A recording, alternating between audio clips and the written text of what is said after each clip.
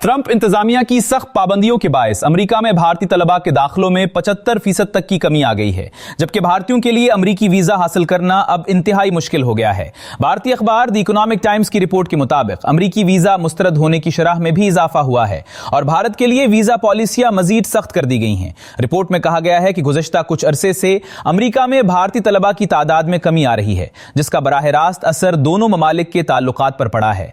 भारत में ट्रंप इंतजामिया की सख्त पॉलिसियां और वीजा दरखास्तों की मुस्तरद होने की शरह ने भारतीय हुकूमत को तनकीद का निशाना बनाया है। द इकोनॉमिक टाइम्स ने अपनी रिपोर्ट में कहा कि इस सूरत हाल का जिम्मेदार नाक़िस खारजा पॉलिसी को ठहराया गया है, जिसकी वजह से भारत के ताल्लुकात अमेरिका के साथ कशीदा हो गए हैं। इस रिपोर्ट के मुताबिक 2025 में अमेरिका से तकरीबन 38,000 अफराद को डिपोर्ट किया गया, जिनमें सबसे ज्यादा तादाद भारतीयों की थी। भारतीय हुकूमत ने इस पर एतराज किया और अमेरिका की पॉलिसियों को गैर मुनसिफाना करार दिया। ताहम अमेरिका की जानिब से सख्त वीजा कवानीन की वजह से भारतीय शहरियों की अमेरिका में दाखिला और कयाम के मौके मजीद महदूद हो गए हैं। इस सूरत हाल का एक और पहलू यह है कि पाक भारत जंग के बाद मोदी सरकार ने जंगबंदी में अमेरिकी सदर ट्रंप के किरदार को मुस्तरद किया, जिसके बाद भारत के अमेरिका से ताल्लुकात कशीदा होते चले गए। ट्रंप ने भारत पर भारी टैरिफ लगाया, फिर अमेरिकी मुखालफत के बावजूद रूस से तेल खरीदना भी भारत को महंगा पड़ा और अब भारत को मुख्तलिफ किस्म की अमेरिकी पाबंदियों का सामना है।